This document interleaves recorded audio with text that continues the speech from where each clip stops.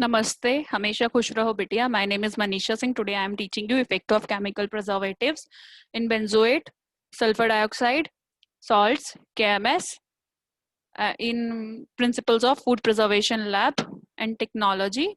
Now let's start with sulfides and sulfur dioxide. Sulfur dioxide gas and sodium or potassium sulfide, bisulfite and metabisulfite are the most common forms used. Commonly used levels are 0.005 to 0.2%. Fruit puree can be preserved by adding 600 ppm sulfur dioxide and sealing in drums. The semi-processed fruit can be stored for several months. Most of the sulfur dioxide that is absorbed during storage is lost during drying, but it is recommended that puree is boiled before drying to reduce the levels of residual sulfur dioxide. Then benzoic acid. Benzoic acid is in the full name of sodium benzoate. It is widely used for preservative suitable for acid foods. Benzoic acid is often used in combination with sorbic acid at levels of 0.5 to 0.1%. Commonly used levels are 0.03 to 0.2%.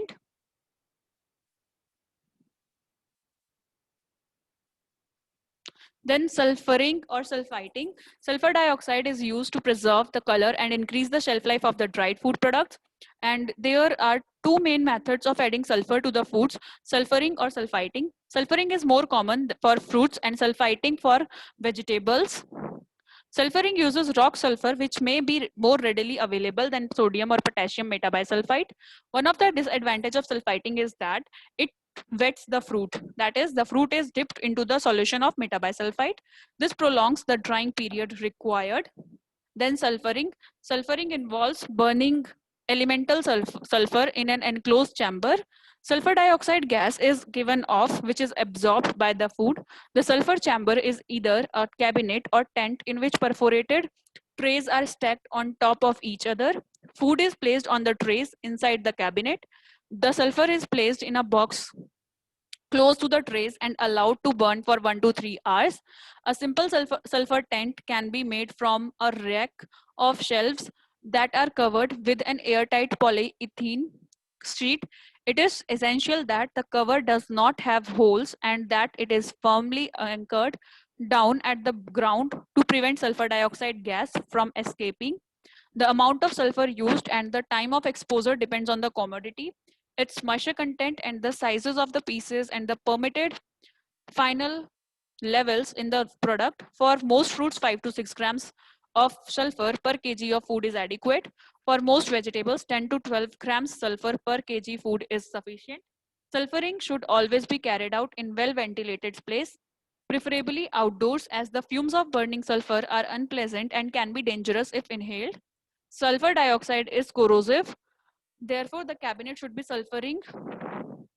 Cabinet is used for sulfuring, should not be made for metal. Wooden or plastic coated metal shelves should be used within a wooden cabinet or a polyethylene tent. Then sulfiting. Sulfiting uses sulfite salts such as sodium or potassium sulfite or metabisulfite. The fruit or vegetable is either soaked in a sulfite solution.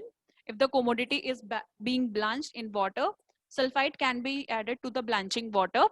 Adding sulfite to the blanching water is attractive since it combines two operations into two. However, if the vegetables are steam blanched or if they are not blanched at all, they need to be dipped into the sulfite solution. The strength of the sulfite solution and the dipping, spraying, or blanching times depend upon the type, size, and composition of fruit or vegetable. Then dipping and spraying sulfite are not generally recommended for small scale processors. Immersion blanching is sodium metabisulfite solution is the most appropriate method, provided that the chemicals are available locally. Sulfiting must be controlled accurately to obtain the correct levels of sulfur dioxide in the unit. Too much sulfur dioxide gives the food an unpleasant smell and may be illegal according to the local permitted levels. The strength of sodium metabisulfite solution is expressed as parts per million or mg per kg.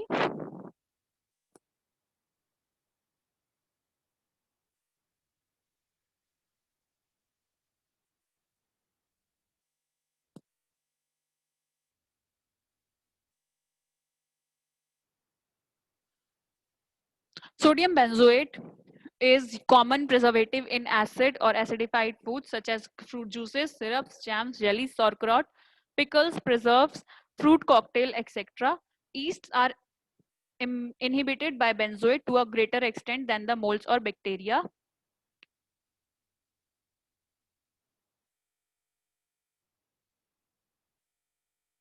Sulfur dioxide and sulfites may be added to such foods as dived fruits, fruit pulp and juices and molasses. They conserve color, act as an antioxidant and control and microbial growth. Sulfur dioxide and its various sulfites dissolve in water at low pH levels, yield sulfurous acid, bisulfite and sulfite ions. The various sulfite salts contain 50 to 68% active sulfur dioxide. A pH dependent equilibrium is formed in water and the proportion of SO2 ions increases with decreasing pH values. At pH values less than 4, the antimicrobial activity reaches its maximum. In the past, cut fruits and vegetables in salad bars were sprayed or dipped in a solution of sulfites. Sulfur inhibits enzymatic browning and keeps plant tissue fresh longer, but this practice has been banned by the FDA because there were over 100 reported cases of adverse reactions, including death. Approximately 5 to 11% of asthmatics are sensitive to sulfates, experience symptoms such as headaches, nausea, abdominal pains, dizziness.